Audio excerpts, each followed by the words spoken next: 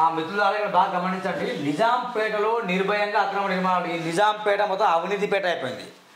నిజాంపేటలో నిర్భయంగా అక్రమ నిర్మాణాలు, అనుమతి రెసిడెన్షియల్, నిర్మాణం కమర్షియల్. చాలామంది చేసే నష్టం ఇదే. ఇక రెసిడెన్షియల్ పర్పస్లో అనుమతులు తీసుకుంటారు, కమర్షియల్ కట్టి వ్యాపారం చేసుకుంటారు. ఈ రెసిడెన్షియల్ పర్పస్లో అనుమతి తీసుకోవడం కొరకు ఇక మనం ఇక టీఎస్బీ పాస్కో లేకుంటే జిఎస్ఎంసీకో అకార్డింగ్ టు గవర్నమెంట్ రూల్ ప్రకారం కొంత డబ్బు కట్టాలి పర్మిషన్ కోసం. రెసిడెన్షియల్ పర్పస్లో డబ్బులు కడతారు. ఎట్లా నిర్మాణం చేస్తారు? కమర్షియల్గా నిర్మాణం చేస్తారు. ఈ కమర్షియల్గా నిర్మాణం చేయడం ద్వారా డబ్బులు ఎవరికి బొక్క? ప్రభుత్వానికి బొక్క, అంటే పేద ప్రజలకు బొక్క. అవినీతి ఎందుకు పెడుతుంది? గిందుకు పెడుతుంది. కట్టడం పర్మిషన్ ఏమో రెసిడెన్షియల్, కట్టడం కమర్షియల్. 3 అంతస్తులకు అనుమతితో 6 అంతస్తుల నిర్మాణం. ఎన్ఓసి లేకుండానే ట్రాన్స్ఫారం మంజూరు చేసిన విద్యుత్ శాఖ. ఇది పెద్ద దొంగ శాఖ. మొన్నటి దొరికిన 100 కోట్లు తీసుకున్నాడు విద్యుత్ అధికారట. రెసిడెన్షియల్ బిల్డింగ్కి హోటల్ ట్రేడ్ లైన్ ఎలా సాధ్యం? అక్రమ నిర్మాణాలకు సహకరిస్తున్న టౌన్ ప్లానింగ్ అధికారి. యోధుడికి ఇదేంది? సారాన్స్ ఇన్ అని ఒక హోటల్ ఉంది. అర్థం. దీనికాడ పర్మిషన్ ఏముంది? రెసిడెన్షియల్ పర్మిషన్, కానీ కమర్షియల్ కట్టిండు. మరి దీనికి విద్యుత్ అధికారులు ట్రాన్స్ఫారం ఎట్లా ఇస్తారు? నా నెంబర్ 1 క్వశ్చన్. దాని తర్వాత ట్రేడ్ లైసెన్స్ ఎట్లా ఇస్తారు? ఇవ్వరు కదా. ఈ ఇల్లు కట్టడానికి ఎంత ఉంటుంది పర్మిషన్? అంతే ఉండాలి. కమర్షియల్గా వ్యాపారం కోసం ఏం పర్మిషన్? అంతే పర్మిషన్ ఇవ్వాలి. మీ అధికారులు ఎందుకు గడ్డి బీకుతున్నారా? మీ అధికారులు ఎందుకు ఇలాంటి పర్మిషన్ ఇస్తాను? మరి ఇవ్వండి. ఇక ఎన్ని ఫ్లోర్లు? స్టిల్ ఎంత అంటే 3 ఫ్లోర్ అన్నది కింద ఉంటుంది. స్టిల్ 1 2 3 ఉండాలి. 4 5 6 ఉంది. అంటే అదనంగా 3 ఫ్లోర్లు కట్టిండు. ఇంకా అది రెసిడెన్షియల్ తీసుకొని కమర్షియల్ కట్టడం ఒక తప్పు అయితే, అదనంగా 3 ఫ్లోర్లు కట్టడం మరో తప్పు. దీనికి విద్యుత్ అధికారులు సహకరించడం ఇంకో తప్పు. టౌన్ ప్లానింగ్ వాళ్ళకు మున్సిపల్ కానీ ముడుపులు ముట్టే ఇది పెద్ద తప్పు. ఇటువంటి ఎన్ని తప్పులు ఉన్నాయో ఇక దీని పర్మిషన్ కాపింది ఇక్కడ. సౌత నిజాంపేట మున్సిపల్ కార్పొరేషన్ పరిధిలో అధికారుల అండదండతో అక్రమ నిర్మాణాలు దర్జాగా ప్రభుత్వ ఆదాయాన్ని గండి కొట్టి అంతస్తులపై అంతస్తు నిర్మిస్తూ చట్టాన్ని సవాల్ చేస్తున్న పరిస్థితి నెలకొంది.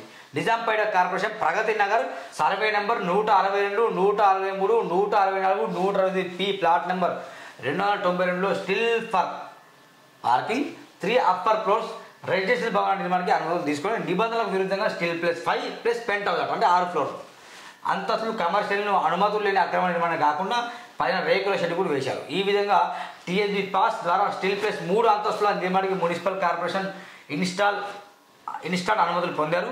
కానీ నిర్మాణం మాత్రం స్టిల్ +5 పెంట్ హౌస్ అంతస్తులు కమర్షియల్ నిర్మాణం చేపట్టారు. ఈ విధంగా మున్సిపల్ అధికారులు నిబంధనలకు విరుద్ధంగా 2 అంతస్తుల నిర్మాణం కాకుండా రెసిడెన్షియల్ తీసుకొని కమర్షియల్ నిర్మాణం కాబట్టి ఈ భవన నిర్మాణం అనుమతులు తీసుకునేటప్పుడు మాట కింద 48 చదరపు గదులు చేశారట. ఈ విధంగా నిబంధనలకు విరుద్ధంగా అనుమతులు లేని 2 అంతస్తుల నిర్మాణం చేశారు. అంటే 2 + 1 పెంట్ 3 అంతస్తులు నిర్మాణం చేశారు. అర్థంగా వీరికి ఆక్యుపెంటెన్స్ ఎన్ఓసి వచ్చే అవకాశం లేదు. కానీ విద్యుత్ అధికారులు తెలంగాణ మున్సిపల్ యాక్ట్ 2009 సెక్షన్ 178/4 ద్వారా విద్యుత్ కనెక్షన్ విద్యుత్ ట్రాన్స్ఫర్ మంజూరు చేయరాదు. కానీ ఇప్పటికే విద్యుత్ ట్రాన్స్ఫర్ మంజూరు చేయడం జరిగింది. రెసిడెన్షియల్ నిర్మాణాన్ని ఉండడం వల్లే రెసిడెన్షియల్ కోటలోని విద్యుత్ ట్రాన్స్ఫర్ మరియు ప్యానల్ బోర్డు కమర్షియల్ హోటల్కి ఏ విధంగా ఏర్పాటు చేశారు అనే సందేహాలు వ్యక్తమవుతున్నాయి. ఈ విద్యుత్ ట్రాన్స్ఫార్మర్కి బిల్డింగ్ ఆక్యుపెన్సీ ఎన్ఓసి వచ్చే వరకు విద్యుత్ సరఫరా కానీ విద్యుత్ మీటర్ కానీ మంజూరు చేయరాదు. నిబంధనలకు విరుద్ధంగా విద్యుత్ ట్రాన్స్ఫార్మర్ ప్యానల్ బోర్డు ఏర్పాటు చేసిన సంబంధిత అధికారిపై చర్యలు తీసుకుని స్థానికులు కోరుతాను. ఇది మిత్రులారా నేను చెప్పా. దీంట్లో జరిగిన తప్పు లేదు నేను చెప్పా. ఏం తప్పులు జరిగాయి దీంట్లో? నెంబర్ 1 దీంట్లో ఏం చూసి చెప్తానండి. ఒక్కసారి లైన్ ఉండండి.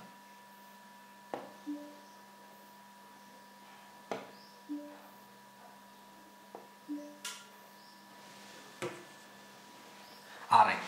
ఇది 3 ఫ్లోర్లు కట్టాలి కానీ 6 ఫ్లోర్లు కట్టిండు. ఇది నెంబర్ 1 తప్పు. నెంబర్ 2 తప్పు.